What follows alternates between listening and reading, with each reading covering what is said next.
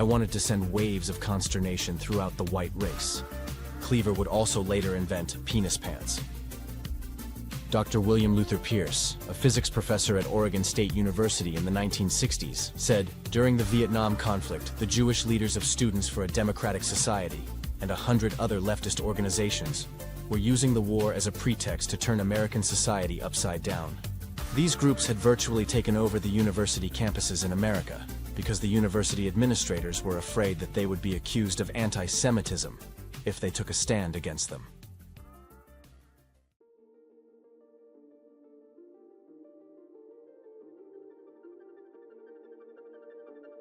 The sexual revolution was a major social and cultural movement in the Western world that challenged traditional norms around sexuality, marriage, and gender roles. The man to blame, perhaps more than anyone else for this revolution, was an actual mad scientist named William Reich. Born into a wealthy Jewish family in 1897, by age 4 he would eavesdrop on maids having sex, and claimed he tried to have sex with one at that age. At age 11, Reich would even spy on his mother having an affair with his tutor and fantasized about joining them. Reich's father finds out about the affair and beats his mother almost daily until she kills herself. This is all written in his autobiography Passion of Youth, where he also writes about masturbating to thoughts of his mother, watching male farmhands masturbate, and how the sight of animals urinating produced sexual sensations in him. He would move to Vienna and join Freud's society, but his obsession with the orgasm made Freud and the others uncomfortable. Reich would then move to Berlin to be active in the largest communist party in Europe. With the rise of the NSDAP, Reich released a pamphlet called The Sexual Struggle of Youth, where he encouraged adolescent sexuality, to counter the National Socialists who were promoting sexual morality. 3 days before the Reichstag fire, an article in the newspaper Völkischer Beobachter attacked Reich and his pamphlet. He would flee to Denmark and write a book, The Mass Psychology of Fascism, where he believed the roots of fascism were sexual repression. He viewed nationalist feeling as an Oedipal fixation of the mother, and that race theory comes from mortal terror of natural sexuality and its orgasm function. He would even go as far to claim that the hooked cross represented two entwined bodies having sex. After being kicked out of Denmark and then Sweden, Reich ends up in Norway. The Freud psychoanalysts and the Communist Party had all turned against him.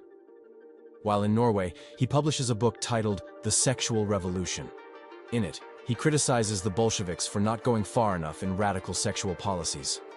The book also says, unless we are charlatans or cowards, we must affirm the sexuality of adolescents, help them wherever we can, and do everything to prepare the final liberation of adolescent sexuality. This is a gigantic and responsible task. Reich would then enter his mad scientist phase and believed that sexual energy was a tangible and measurable thing. He named this energy orgon, after the word orgasm, and believed if concentrated, it could cure cancer. He moves to New York in 1939, abandoning all political work for his pseudoscience. He believed orgon energy was everywhere and would put patients in boxes called orgon accumulators to cure them of sexual repression and other ailments. Reich would slip into increasing levels of insanity, as he now lived on a large plot of land in Maine he called Organon. He claimed to discover a dark side of organ energy, and believed that atomic bombs created dark clouds of this energy. He began to develop instruments of cloud busting to break these clouds apart.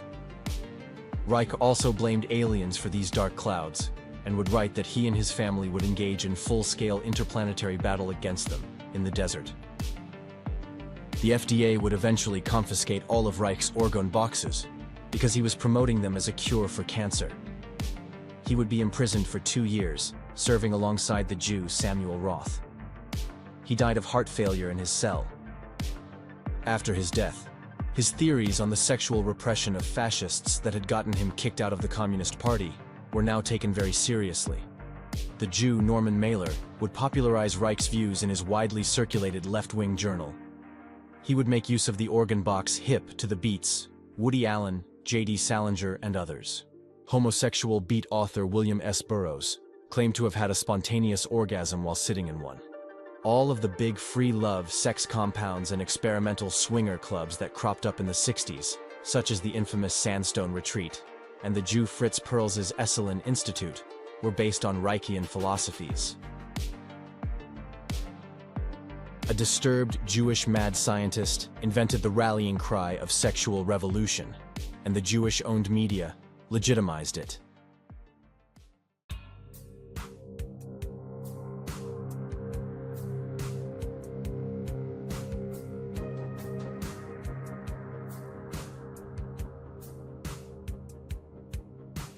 The first wave of feminism had dissipated after the passage of the 19th Amendment that granted women the right to vote in 1920. The foundational text of second-wave feminism was published by the Gentile Simone de Beauvoir in 1953, called The Second Sex. Her Jewish lover Nelson Algren advised her to write the book. The Second Sex is rife with Marxist and Freudian ideas. Beauvoir embraced egalitarianism and denied human nature and gender differences, famously writing, "One is not born, but rather becomes woman." She believed that women held inferior roles in society due to the patriarchy, and declared solidarity with blacks and Jews against white heterosexual tyranny. She claims that women have no natural maternal instincts, and marriage is domestic slavery, calling housewives parasites, and that the only way for a woman to establish her existence is to get a career and let children be taken care of by the state. Beauvoir also argued that in order for men and women to truly be equal, women must be able to engage in casual sex without suffering consequences or social stigma. A scientific breakthrough would make this a reality. It weighs only 1/100th of an ounce, it's smaller than an aspirin tablet, and it is commonly and widely called the pill. Early feminist Margaret Sanger, whose surname came from a Jewish husband, campaigned for a pill to block pregnancy for decades. In 1951, she commissions Jewish mad scientist Dr. Gregory Pincus to develop the pill. Pincus already had been condemned in the press for trying to harvest rabbit eggs in test tubes. In choosing a partner, he passes over 2 Jews to avoid criticism, and picks a Catholic named John Rock, who had homosexual tendencies.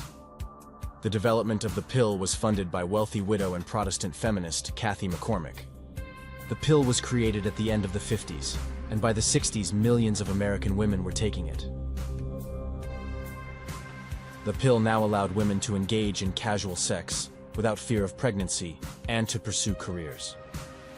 In 1963, Jewish feminist Betty Friedan published the bestseller The Feminine Mystique, which made outrageous claims that a high amount of women in the 1950s were having premarital sex or extramarital sex and abortions. She compared American housewives to Jews in concentration camps. Jewish author Daniel Horowitz wrote, "Her book awakened hundreds of thousands, if not millions of women, to what they had long felt but been unable to articulate, the way the mystique of suburban womanhood smothered aspirations for a more fulfilling life. All humans are impressionable to some degree, women more than men. These ideas were not awakened in women. They were implanted. Successfully. The feminine mystique is considered by many as the launching point of second-wave feminism, and Friedan would be the de facto leader and spokesperson. She would co-found the National Organization of Women in 1966. In 1970, she organized a women's strike for equality, where she urged women to go on strike nationwide and cease to cook or clean for their husbands. Other marches would call for more daycare centers, legal abortion on demand, and equality in the workplace. Betty Friedan and 2 other Jews, Bernard Nathanson and Lawrence Lader, would found the National Association for the Repeal of Abortion Laws. Nathanson would later write, "We persuaded the media that the cause of permissive abortion was a liberal, enlightened, sophisticated one. Knowing that if a true poll were taken, we would be soundly defeated, we simply fabricated the results of fictional polls. We announced to the media that we had taken polls and that 60% of Americans were in favor of permissive abortion. This is the tactic of the self-fulfilling lie. Few people care to be in the minority." Jewish feminist Heather Booth would organize Jane, an operation to conduct illegal underground abortions for thousands of women out of 2 Chicago apartments, until the 1973 Roe v. Wade decision made abortion legal. Booth claimed that her motivation for performing these abortions was tikkun olam, Hebrew for repairing the world. In the early 70s, the Jew Gloria Steinem would become the public face of feminism. She founded Miss Magazine in 1972, and within 5 years it had a circulation of 500,000. One article featured 53 prominent women proudly coming out to say that they had abortions. Other prominent Jewish feminists were Shulamith Firestone, Erica Jong, and Andrea Dworkin. Firestone wrote the international bestseller The Dialectic of Sex, where she writes that the tyranny of the family would be broken, and that the end goal of feminist revolution must be not just the elimination of male privilege, but of sex distinction itself. Genital differences between human beings would no longer matter culturally. Firestone died in obscurity alone in her apartment, while receiving government assistance. Her corpse laid rotting alone for weeks until the neighbors complained of the smell. She is still considered a feminist icon nonetheless. Erica Jong's book, Fear of Flying, sold 27 million copies worldwide and pushes for all women to cheat on their husbands. You long to be annihilated by love, to be swept off your feet, to be filled up by a giant spouting sperm, soap suds, silks and satins, and of course, money. She also writes of her fascination with toilets and feces, a trait that is common amongst Jews. This fascination is shared by obese feminist Andrea Dworkin. In other words, the vagina is dirty like the rectum. The penis evokes the turd in the rectum because the man has the experience of touching a membrane just like the rectal wall. The relationship of the penis to the actual turd is evocative and symbolic, distant. Dworkin also called for the end of the incest taboo through destruction of the nuclear family. In her 1974 book, Woman Hating, she describes the goal of the feminist revolution. We want to destroy sexism, that is, polar role definitions of male and female, man and woman. We want to destroy patriarchal power at its source, the family, in its most hideous form, the nation-state. We want to destroy the structure of culture as we know it, its art, its churches, its laws, all of the images, institutions, and structural mental sets which define women as hot wet tubes, hot slits. These are not obscure or fringe writings. These were all foundational texts in second-wave feminism. Feminism is now in its third wave, with radical Jews still making up a disproportionate amount of its leadership and theorists. The feminist movement has proven itself to be a formidable existential threat.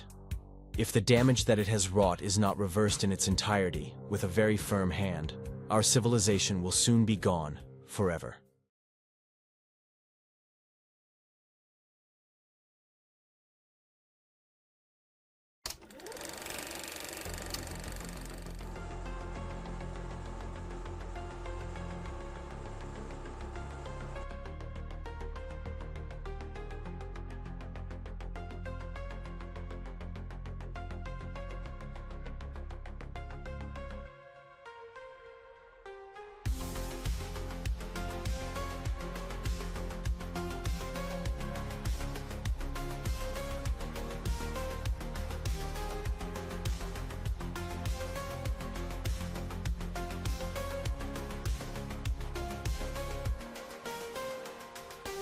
Jewish film historian Robert Sklar wrote that the film industry was completely in the hands of respectable, established Anglo-Saxon Protestant Americans before Jewish immigrants began taking it over in 1911.